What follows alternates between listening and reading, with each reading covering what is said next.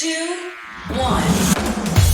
7 things you probably didn't know you need to know. I'm Jamie East, and this is the Smart 7. Good morning, everybody. It's Monday the 13th of March, and it's National Jewel Day. And a big happy birthday to Jack Harlow, George McKay, and Adina Porter.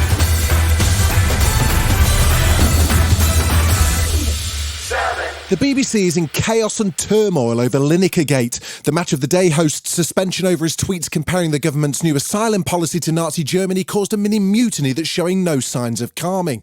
The Saturday night show went ahead with no commentary or punditry, and Sunday night's Match of the Day 2 had to be reduced to just 14 minutes of programming. BBC Director General Tim Davies since apologised for the disruption, flying back to the UK on Sunday determined to resolve the issue. Do you think you should resign? Absolutely not. I think my job is to serve licence fee payers and deliver a BBC that is really focused on world-class, impartial, landmark output, and I look forward to us resolving this situation. The corporation's chair, Richard Sharp, may not be feeling so confident, though, with questions as to the hypocrisy of Lineker's alleged impartiality compared to his own sizable Tory party donation and Boris loan arranging. He's certainly in Alistair Campbell's sights. Over the last couple of decades, there's been a concerted attack by the right wing on the BBC. And the BBC, I think, rather than challenging that, has pandered to it. The former BBC Director of Sport, Peter Salmon, called the situation a mess. It doesn't help. The chairman of the BBC himself is slightly to one side in this process, and there's a bit of an issue. It means that Tim Davie is sort of isolated in some ways. He needs to come home and grip this now. We need him back running the ship. So it's a tricky one. It may not be as familiar as Barclays or Monzo, but the collapse of US financial institution Silicon Valley Bank could seriously impact the UK's science and tech sector. However, while the Bank of England have reassured customers there's no systemic risk to the overall financial system, Jeremy Hunt said the government is working on a plan. There is a serious risk to our technology and life sciences sectors. I want to reassure people. I've been in discussions over the weekend until late last night with the Prime Minister, the Governor of the Bank of England, and we are working at pace on a solution. Without government intervention, companies could start to run into problems as soon as Monday. Speaking on Sunday, former Chancellor Philip Hammond stressed the importance for fintech businesses to be able to access their funds and reassure their investors. There's a lot of small, early-stage businesses that are quite important to this economy, quite important to keeping our financial services sector at the cutting edge, who will be very, very nervous today.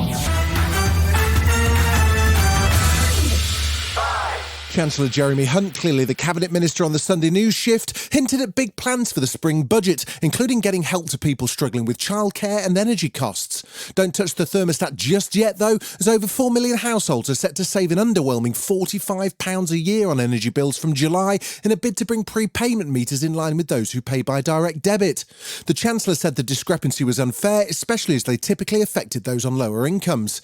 Speaking on Sophie Ridge on Sunday, he was asked if he was running the economy as Jeremy from accounts. Jeremy, the Chancellor, will be responsible with public finances. I make absolutely no apology for that. I think families need to know that they have a responsible Chancellor and a responsible Conservative government. The budget's due on Wednesday, but he's warned it'll be a hard road to return the UK to prosperity.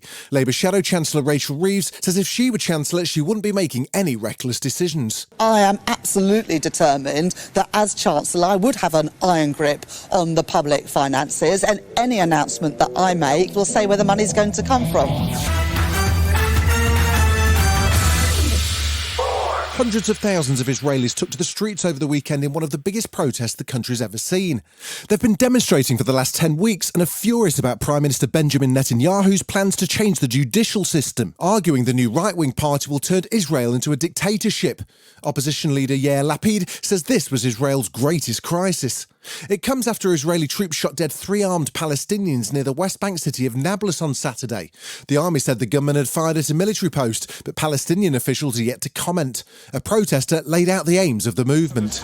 The steps taken by the new government create a real, tangible, and immediate danger to democracy in the country, and we will stop it, without a doubt. Still to come on the Smart 7, a big week for Arsenal, and Everything Everywhere All at Once sweeps the Oscars. Right after this. Welcome back. 3, Whilst its BBC highlights show stole all of the weekend's headlines, the Premier League still managed to offer plenty of action. Man United and Southampton only managed 0-0, and a Ben Rama penalty offered struggling Aston Villa some reprieve with a draw against West Ham. On Sunday, Arsenal restored their 5-point lead at the top of the table with a 3-0 win against Fulham. This makes the Gunners the first team to win 5 consecutive away London derbies without conceding a single goal. Mikel Arteta was chuffed to bits. I'm really happy with the performance, obviously winning 3-0 away from home, keeping the clean sheet, and with the chances and the goals that we scored, I think big compliment to the team because we deserve to win. We played really well. The 95th Academy Awards took place in Hollywood last night and the stars were out in force. Jimmy Kimmel hosted for the 3rd time and everyone was on tenterhooks to see if he kept Will Smith's wife's name out of his f***ing mouth. And he did. Kinda. If anyone in this theater commits an act of violence at any point during the show, you will be awarded the Oscar for Best Actor and permitted to give a 19-minute long speech. If anything unpredictable or violent happens during the ceremony, just do what you did last year. Nothing. Sit there and do absolutely nothing. Maybe even give the assailant a hug. And the Oscar goes to Everything, Everywhere. And the Oscar goes to Michelle Yeoh. Everything, Everywhere, All at Once. Daniel. Everything, Everywhere. Can't wait. Jamie Lee.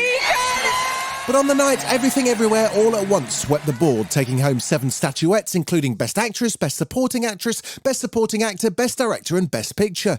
Brendan Fraser won Best Actor for his role in The Whale, All Quiet on the Western Front nabbed 4, and even Top Gun bagged a shiny little guy.